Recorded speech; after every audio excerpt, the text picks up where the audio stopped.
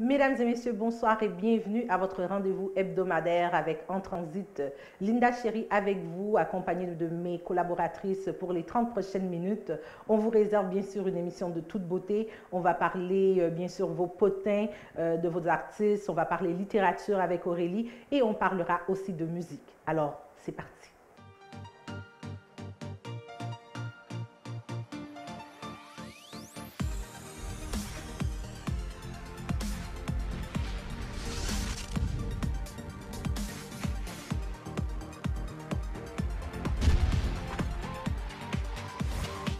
Rebonsoir, mesdames et messieurs. Vous avez maintenant atterri sur la planète des stars. Oh mon Dieu, tremblement de terre à Hollywood. Brad et Angelina Jolie ne sont plus, comme on les appelait communément, Brangelina, n'existent plus. Alors, la nouvelle est tombée le 19 septembre dernier. Il semblerait que depuis le 15 septembre, Brad et Angelina seraient séparés et Madame aurait elle-même demandé le divorce ce mardi, je crois, 19 septembre. Alors, pourquoi après 10 ans de vie commune, 2 ans de mariage, ce couple quasi légendaire se sépare? Bon, la rumeur court, comme vous le savez. Il y a des gens qui disent que depuis que Angelina a eu ces 2 opérations où elle s'est fait enlever les seins, que madame ne serait plus tellement désirable aux yeux de monsieur et que monsieur l'aurait probablement trompée avec nul autre que l'actrice française Marion Cotillard.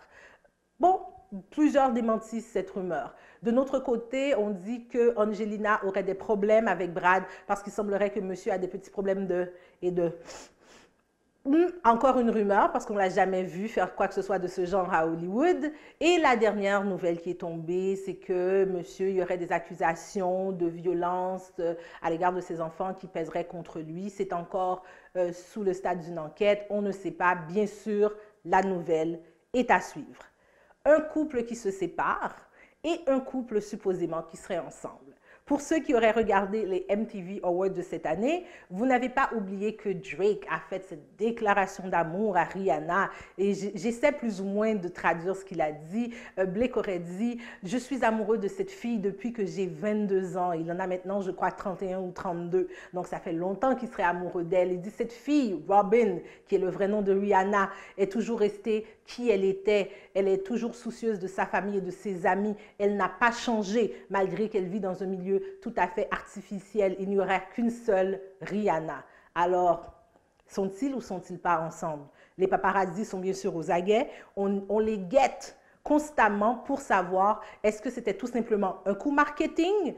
Est-ce que c'est un vrai couple? Mais pour ceux qui auraient vu la vidéo de Rihanna et de Drake, work, work, work, il n'y a pas de fumée sans feu. Hein? Encore à suivre, mesdames et messieurs. Maintenant, vous avez probablement entendu, le 15 septembre dernier, la plus grande cour fédérale aurait rendu un verdict qui dirait que les employeurs ont tout à fait le droit de demander à leurs employés de couper leurs dreads parce que supposément ce ne serait pas professionnel. Qu'est-ce que ça veut dire? Ça veut dire que l'employeur, la personne peut vous engager, mais si un jour elle considère que le look de vos dreads n'est pas professionnel, il peut vous demander de les couper sous peine de renvoi. Qu'est-ce que ça voudrait dire? Ça voudrait dire que les grands dreadsmen qu'on connaît à Hollywood, comme Lisa Bonet, qui était dans le Cosby Show, comme la grande réalisatrice Ava DuVernay, pourrait perdre un emploi si jamais son employeur décide que ses dreads n'ont pas assez l'air professionnel. Et bien sûr, celle qui a rendu les dreads très célèbres à Hollywood, nulle autre que Whoopi Goldberg, pourrait aussi, elle, perdre son emploi. Qu'est-ce qu'on dit là-dessus? Questionnement, mais ça reste à suivre, bien sûr. Et on reste toujours dans le domaine de la mode. On aime bien les Gucci, mais on pense que le dernier coup de Gucci est vraiment mal tombé. Des pantoufles faites de poils de cheval à 1800 $ la paire, s'il vous plaît, mesdames et messieurs. 1800 $ la paire. Et puis on regarde ça, mais j'ai l'impression que ça a un petit peu l'air des cheveux de Donald Trump. Je ne sais pas s'ils se sont inspirés de ça pour faire des petites pantoufles. Ça, on peut dire c'est un fail au niveau de la mode. Mais quelqu'un, on peut dire qu'il est notre coup de cœur au niveau de la mode, serait nul autre que Lupita Ngoyo. Lupita Ngoyo, c'est une de ces personnes qui reste telle qu'elle est. Elle est noire, elle est foncée, elle a les cheveux courts et elle est fière d'être une vraie Noire, une vraie Africaine. Lupita Ngoyo, depuis quelque temps, on l'a vu arborer des coiffures avec des turbans, des mouchoirs. Elle a même été à la première de son film Queen of Catway en portant une très belle confection et un très beau mouchoir. Et elle a même fait la couverture de Vogue avec cette belle coiffure qu'on pourrait dire. Alors, chapeau, Lupita. Alors, c'était pour vous, Planète Star sur En Transit.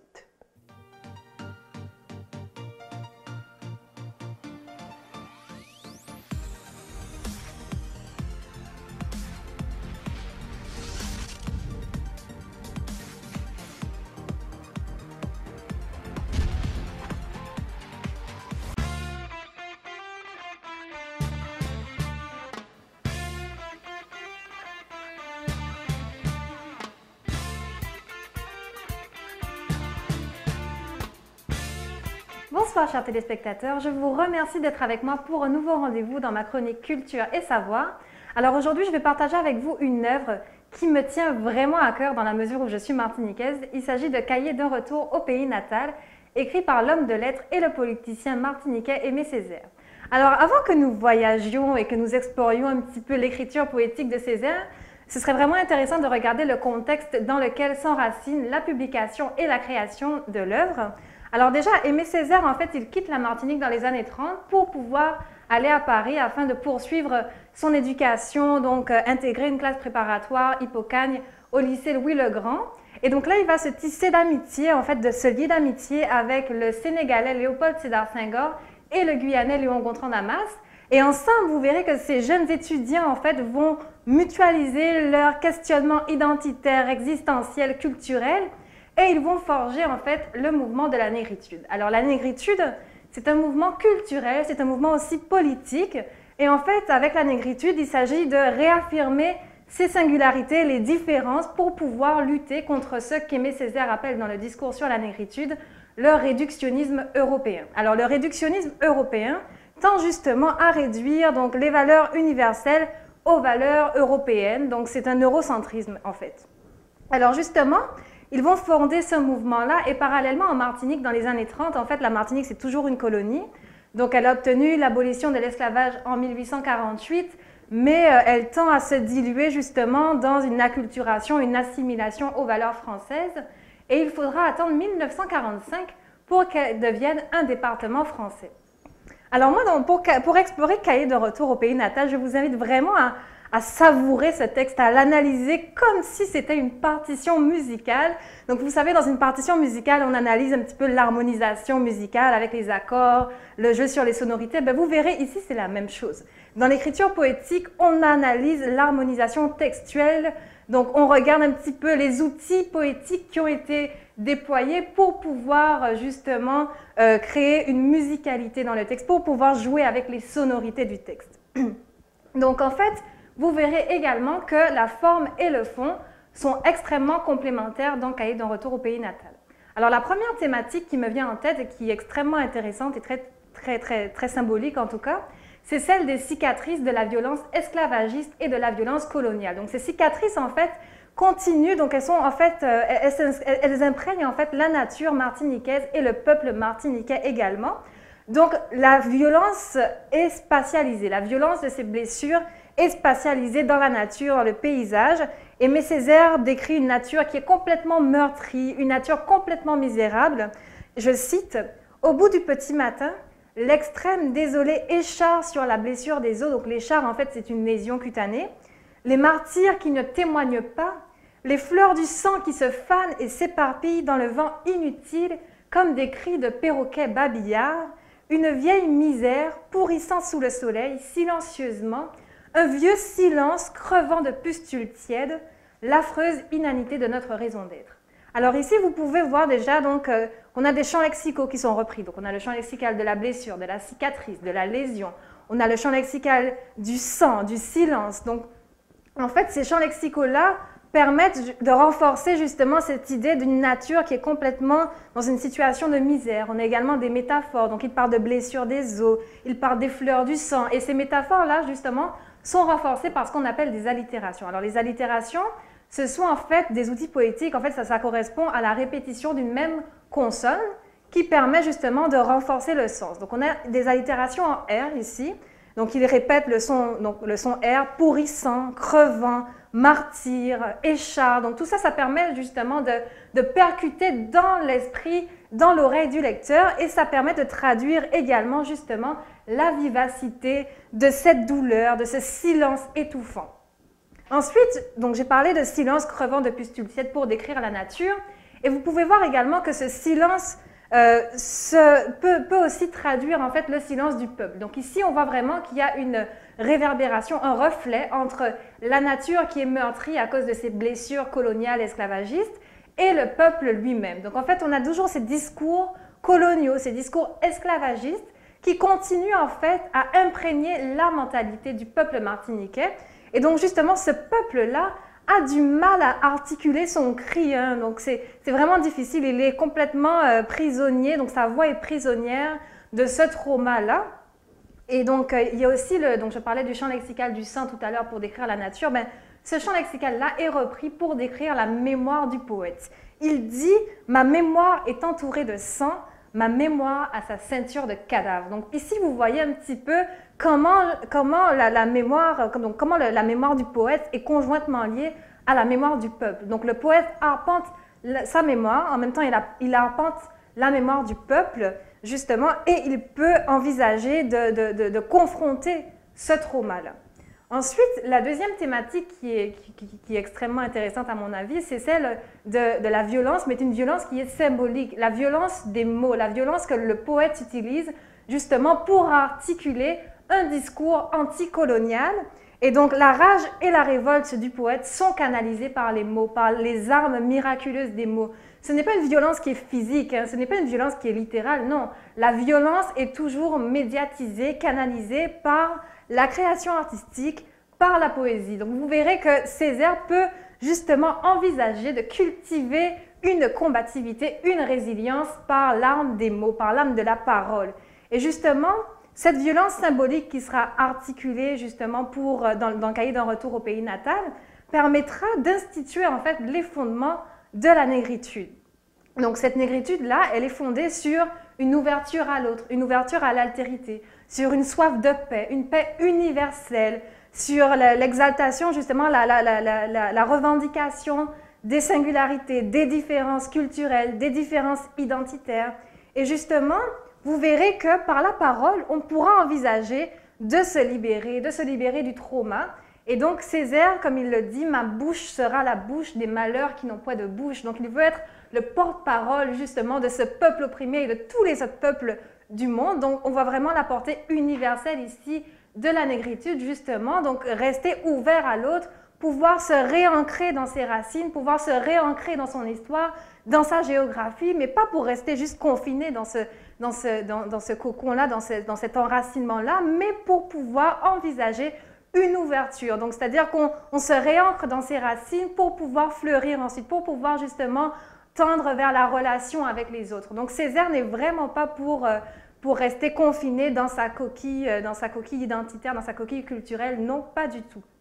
Et justement, à la fin du cahier de retour au pays natal, vous pourrez voir donc la transfiguration du peuple, comment ce peuple-là est passé d'une situation misérable, de silence, d'oppression, d'aliénation, à une situation où on voit que justement il arrive à revenir debout, à se mettre debout. Il dit, donc il parle d'une négraille, la négraille aux senteurs d'oignons frits retrouve dans son sang répandu le goût amer de la liberté.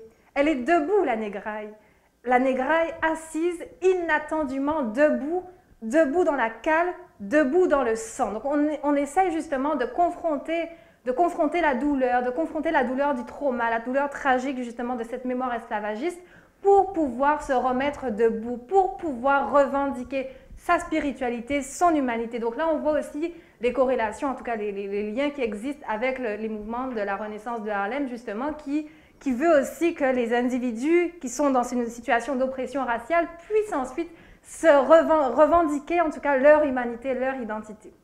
Donc, en conclusion, vous verrez donc que dans le cahier de retour au pays natal, Césaire articule vraiment un cri de conscientisation, un cri d'éveil. Il veut éveiller son peuple et les autres peuples du monde également pour pouvoir affronter toute la douleur et pour pouvoir rester actif grâce à la poésie, grâce à la littérature, grâce à la parole. Alors c'était Aurélie Bouton dans ma chronique Culture et Savoir. Je vous donne rendez-vous dès la semaine prochaine et je vous laisse avec une chanson qui a été interprétée par Éric Virgal et d'autres chanteurs martiniquais d'Haïti également et de l'Afrique. À la semaine prochaine.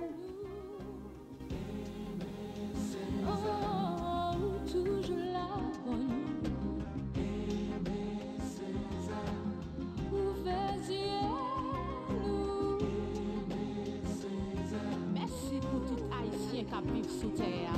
Et il y a pour la joie, pour l'amour, la douleur. Pour nous tout l'amour ou béni. Et il y a pour la joie, pour l'amour, la douleur. Bambaïa. Et il y a pour la joie, pour l'amour, la douleur. Et il y a pour la joie, pour l'amour, la douleur. Bambaïa. Toi l'aimé, le visionnaire, le phare, le laminaire.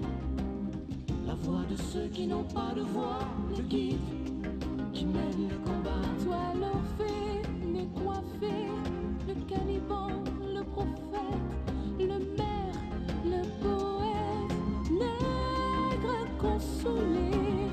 Tu la voulais hors d'eau, ta ville, ton fardeau, et les chiens c'est tes ailes. Toi tu l'as fait. Et tu as changé nos vies, toi le poète, le génie, tu avais raison. Sois tranquille. Pour faire tout ça, on t'est pour faire. Merci, merci.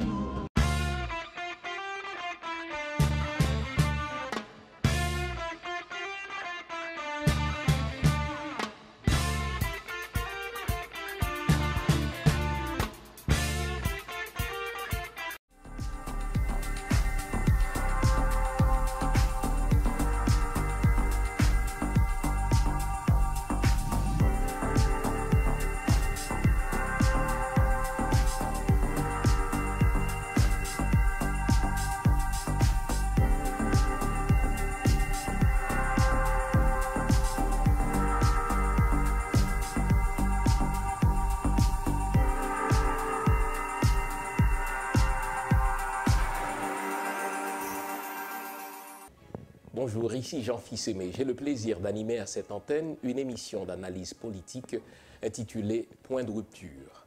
Point de rupture, là où ceux qui font la politique répondent aux questions des citoyens qui subissent la politique.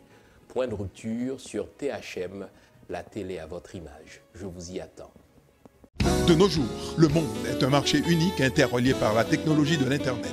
Si vous voulez vous faire connaître et faire reconnaître votre entreprise, beautéhaïtien.com, ce répertoire 2.0 qui met votre compagnie au diapason de la tendance multimédia du moment. Pour identifier rapidement une entreprise, découvrir un professionnel, peu importe son domaine d'activité, pour faire accroître votre visibilité, optimiser votre chiffre d'affaires, augmenter votre clientèle, maximiser vos bénéfices, beautéhaïtien.com, pour consommer et investir intelligemment. Beautéhaïtien.com, portail 2.0. Votre pub en un clic, son et image sans nuage pour une publicité à votre image. 438 880 74 02. Marché Fleur du Soleil, un endroit où le soleil brille en tout temps. Un casse-croûte pour bien manger sur place ou pour emporter. Un terminal de l'Auto-Québec prêt à cracher le million dès que la chance vous sourit. En plus d'y trouver les produits de base qu'une épicerie se doit de vous offrir, Marché Fleur du Soleil est également un agent autorisé de la Unitransfert. Entre nous, pourquoi aller ailleurs? Marché Casse-Croûte Fleur du Soleil, 5047 rue de Charleroi, Montréal-Nord.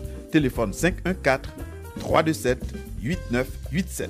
514-327-8987. Bonne nouvelle pour tous les habitants de Montréal, Laval et de Terrebonne. Vous recherchez un excellent garage équipé pour la prévention, l'entretien et la réparation de votre véhicule? Un maître mécanicien compétent et sérieux pour bien vous servir? Voici Optimum Service Auto, la solution à vos problèmes mécaniques. Optimum Service Auto vous offre des services tels que la mécanique générale, le déboussage et peinture, vente et achat de véhicules, voitures de location et cas d'assurance. Optimum, l'unique méga-centre mécanique, vous offrant un service service de qualité supérieure à petit prix pour votre entière satisfaction. Pour de plus amples informations, appelez au 438 878 5302 ou 450 936 35 88. Optimum Service Auto, la référence en matière de réparation de votre véhicule.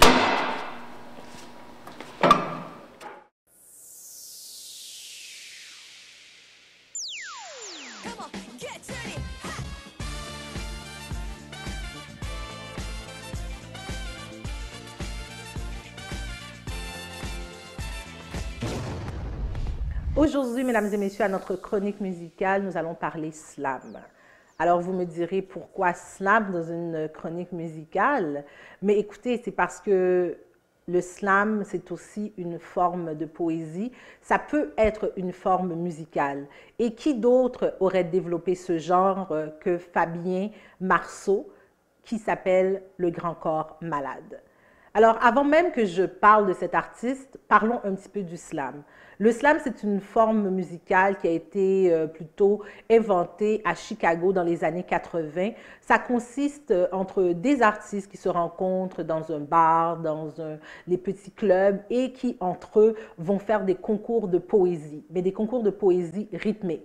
La règle en tant que telle, c'est qu'il ne doit pas y avoir aucun instrument de musique, il ne doit pas y avoir de costume, ce n'est pas un spectacle, c'est tout simplement l'artiste, sa voix et ses mots. Alors, pour revenir au Grand Corps Malade, bon, cet artiste, il est né à Blanc-Menil, dans le département de la Seine-Saint-Denis. Il est né le 31 juillet 1977. Il a grandi avec une vie tout à fait normale, une famille bourgeoise. Sa mère était bibliothécaire, son père était un fonctionnaire à qui on attribue des tendances un petit peu communistes. Alors, Fabien a grandi. C'était un enfant qui était très sportif. Il aimait le football, il aimait le basketball et comme il était grand, il était pressenti à jouer dans une équipe professionnelle de basketball. Dans les années 98, je crois, il était le directeur d'un club de vacances et en s'amusant avec ses copains, ils se sont mis au défi de plonger dans une piscine d'une certaine hauteur et en faisant ça, il a eu un problème avec ses vertèbres et les médecins avaient déclaré que Fabien ne pourrait plus jamais remarcher. Ça s'est avéré le contraire, mais par contre, il a gardé le nom du Grand Corps Malade en référence à ce qui lui était arrivé parce que cet artiste mesure 1,94 m. Alors, ce n'est pas sa taille qui est importante, ce n'est pas le fait qu'il soit sportif, mais c'est plutôt les mots. Comment cet homme arrive à mettre du rythme tout simplement en utilisant des mots. Il y a quelques années, un de mes amis m'a fait découvrir Fabien, Le Grand Corps Malade, dans une chanson qui s'appelle « Les voyages en train ». Alors, je me permets de vous citer quelques phrases de cette chanson. Dans le refrain, il dit « Je crois que les histoires d'amour, c'est comme les voyages en train. Et quand je vois tous ces voyageurs, parfois j'aimerais en être un. Pourquoi tu crois que tant de gens attendent sur le quai de la gare? Pourquoi tu crois qu'on flippe tout autant d'arriver en retard? Le grand amour change forcément ton comportement. Dès le premier jour, il faut choisir ton compartiment. Siège couloir ou contre la vitre, il faut trouver la bonne place. Tu choisis quoi? Une love story de première ou de seconde classe? Donc alors, c'est toute la façon, parce que lui, il est très fort, non seulement la façon qu'il utilise ses mots, mais surtout les jeux de mots que le Grand Corps Malade va utiliser. Mais ce n'est pas seulement quelqu'un qui parle d'amour. On le sait très bien, les gens qui vont toujours s'adonner au style du rap ou du slam, ce sont toujours des artistes engagés. C'est quelqu'un qui parle beaucoup de pauvreté, qui parle d'injustice, qui parle beaucoup des problèmes d'immigration que la France vit ces temps-ci. Donc alors, j'aimerais vous faire écouter un extrait d'une chanson du Grand Corps Malade et on va revenir un petit peu avec l'explication qu'il y a derrière cette chanson-là. C'est le son qui réécrit l'histoire. Sortez tous dans la rue, on va chanter l'espoir. L'espoir que pourra changer ce monde, on se croisera forcément puisque la terre est ronde. L'espoir que les choses puissent avancer, qu'on aime tous les accents quand on parle en français. L'espoir qu'un jour ce sera normal de voir des blocs partis à l'Assemblée nationale. Les képis policiers, les kippas, les chadors, les casquettes à l'envers, même combat.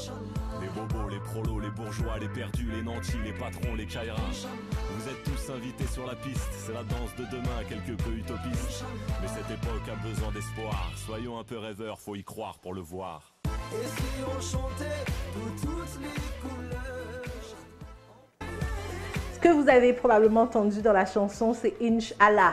Donc alors, ce Inch'Allah a soulevé toute une controverse en France et dans la ville d'où les deux artistes sont originaires, qui est Blanc-Menil. Il y a 2 ans de ça à peu près, le Grand Corps Malade était supposé donner une série de spectacles, mais c'est une série de spectacles qui s'appelait Le Funambule et il devait passer dans plusieurs villes en France. Une de ces villes était bien sûr sa ville natale. Le maire de cette ville a interdit le spectacle parce qu'il avait entendu que le Grand Corps Malade aurait invité Rachid Taxi, qui est son nom d'artiste, à venir chanter la chanson Inch'Allah sur scène. Alors, on voit très bien qu'une personne comme le Grand Corps Malade ne va sûrement pas rester silencieux face à quelque chose qu'il considérait plutôt comme une injustice. Et il a envoyé une lettre ouverte aux médias dans laquelle plutôt il se soulevait contre cette censure. Alors vous savez, il ne faut pas censurer les artistes hein, parce qu'ils vont toujours répliquer.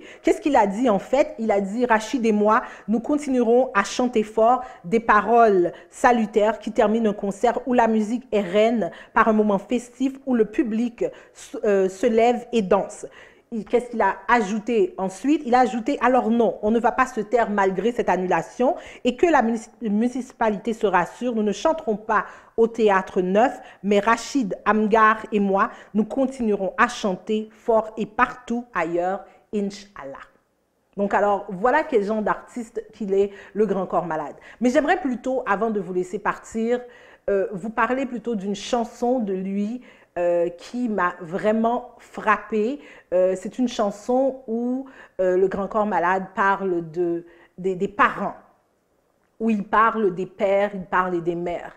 On sait très souvent, on doit le dire, on doit l'avouer, que les mamans ont souvent la cote auprès des enfants et qu'il y a rarement des chansons qui sont écrites en l'honneur des pères. Et moi, je trouve que lui, il s'en est tiré pas mal bien en nous présentant une chanson qu'il appelle tout simplement « Père et Mère ». Je vais me permettre de vous lire les phrases, plutôt un extrait de cette chanson et je vais vous laisser partir après ça avec une dernière vidéo du Grand Corps Malade. Alors, pères et mères, il y a des pères détestables et des mères héroïques. Il y a des pères exemplaires et des merdiques. Il y a des mères un peu pères et les pères mamans. Il y a des pères intérimaires et les pères manants.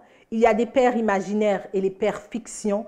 Et puis les pères qui coopèrent à la perfection. Il y a des pères sévères et les mercenaires. Les mères qui interdisent et les permissions. Il y a des pères nuls et des mères extraordinaires ne valent pas un père, même si 10 pères sans mère sont du père. C'est clair.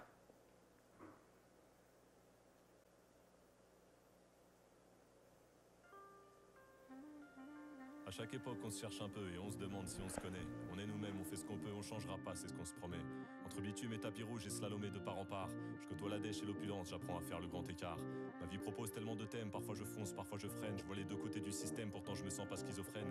J'essaie de pas trop faire d'erreurs et dans mes choix je me sens libre. Je crois en ce truc du fond du cœur, tout est une question d'équilibre. C'est pour ce besoin d'équilibre que j'ai dû prendre un peu de risque. Après un mauvais coup du sort, ma vie partait pour être triste. Écarté des terrains de sport comme un sursaut, j'ai compensé. J'avais besoin d'un autre support, dans l'écriture je me suis lancé. C'est pour ce besoin d'équilibre qu'il me fallait de l'aventure. Toute mon histoire se refermait, fallait trouver une ouverture. J'ai touché l'accélérateur pour retrouver des sensations. Car comme je marche à 2 à l'heure, il me fallait une compensation. Je suis un funambule, j'avance loin des certitudes. Les pieds sur terre, l'air dans ma bulle, l'équilibre est une attitude. Je suis un funambule, j'avance loin des certitudes. Je suis un funambule, j'avance loin des certitudes. Les pieds sur terre, l'air dans ma bulle, l'équilibre est une attitude. Je suis un... Les pieds sur terre. Je suis un funambule, j'avance loin des certitudes. Les pieds sur terre, l'air dans ma bulle, l'équilibre est une attitude. Je suis un funambule, l'air dans ma bulle. Je suis un funambule, j'avance loin des certitudes. Les pieds sur terre, l'air dans ma bulle, l'équilibre est une attitude. Je suis un funambule. Alors j'ai croisé le showbiz, j'ai vu le royaume des égaux. Qui pourra faire le plus d'entrées, qui provoquera le plus d'écho. Je ne cracherai pas dans la soupe, là où je suis je me sens bien. Mais pour garder mon équilibre, je n'oublierai pas d'où je viens. C'est pour ce besoin d'équilibre que je garde un peu de hors-piste. Car j'aime aussi la vie d'humain quand s'interrompt la vie d'artiste. Entre la lumière de la lune et celle des spots, maintenant je sais que j'ai ma place à l'Olympia, mais aussi dans les MJC. Je prends du recul, je prends des gants quand je vois le strass et les paillettes. Les gens qui se sentent importants, moi ils me stressent et sont pas nets. Je ne cracherai pas dans la soupe, j'ai rencontré des gens très bien. Mais je me reconnaîtrai toujours plus dans ceux qui viennent là d'où je viens. C'est pour ce besoin d'équilibre qu'on a joué dans des cathédrales. Mais juste après, yeux dans les yeux, avec un public carcéral. C'est pour ce besoin d'équilibre que tous mes sentiments se touchent. Quand je vois le public se lever, je pense à mon fils qui se couche. Je suis un funambule, j'avance loin des certitudes. Les pieds sur terre, l'air dans ma bulle, l'équilibre est une attitude. Je suis un funambule, j'avance loin des certitudes. Je suis un funambule, j'avance loin des certitudes. Les pieds sur terre, l'air dans ma bulle, l'équilibre est une attitude. Je suis un funambule. J'aime la nuit, c'est grâce au jour, et j'aime le jour grâce à la nuit. J'aime être tout seul grâce à la foule et grâce au silence, j'aime le bruit. Besoin de tout ça pour que ça vive, je veux me sentir fort et avoir peur. Tout est une question d'équilibre, je crois en ce truc du fond du cœur. Si dans une vie ça part en vrille, c'est que l'équilibre a vrillé. Pour le garder c'est capital de pas dormir sur ses lauriers. Alors je reste vigilant, quitte à recréer du désordre. Entre le glace et le brûlant, j'aime la douceur, j'aime que ça morde. L'équilibre est dans la nature, j'invente rien, ça va sans dire. Il faut de la pluie et du soleil pour que la fleur puisse s'épanouir. Il faut de l'exception dans la règle pour que la vie ait plus de goût. Il faut de la force et de l'adresse pour que l'enfant se mette debout. Je mets de la lumière pour voir l'avenir, mais parfois j'aime autant l'éteindre. Dans la vie on se fout de l'objectif, ce qui compte c'est la route pour l'atteindre. Alors j'avance sur un fil parmi les chemins qui s'éparpillent. En équilibre malhabile, je suis un funambule à béquille. Je suis un funambule, j'avance loin des certitudes. Les pieds sur terre, l'air dans ma bulle, l'équilibre est une attitude. Je suis un funambule, j'avance loin des certitudes. Je suis un funambule, j'avance loin des certitudes. Les pieds sur terre, l'air dans ma bulle, l'équilibre est une attitude. Je suis un, les pieds sur terre. Je suis un funambule, j'avance loin des certitudes. Les pieds sur terre, l'air dans ma bulle, l'équilibre est une attitude. Je suis un funambule, l'air dans ma bulle. Je suis un funambule, j'avance loin des certitudes. Les pieds sur terre, l'air dans ma bulle, l'équilibre est une attitude. Je suis un funambule.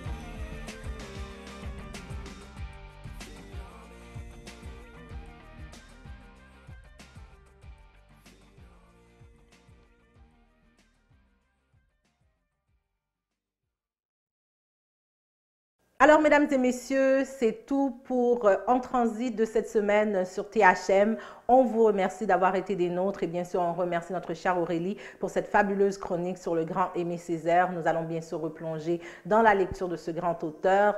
Et comme vous voyez, il nous manque une mousquetaire, mais elle se sent un petit peu, comme on dit, under the weather. Mais on le souhaite un prompt rétablissement. Il va être avec nous la semaine prochaine, bien sûr. Et nous avons instauré une tradition à En Transit. Et cette semaine, notre chère Aurélie va choisir la chanson. Alors cette semaine, j'ai choisi Pas si mauvais de Karine Emeni, tout simplement parce que c'est une chanson dynamique. On l'entend, on a envie de bouger tout de suite. Et ça me rappelle mes vacances aux Antilles.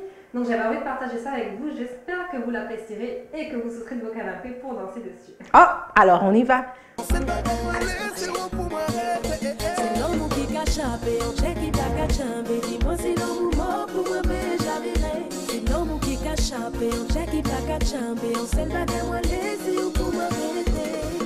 Yo dis-moi, moi, pas mérite, c'est chez moi qui va bon. Être content, c'est moi ou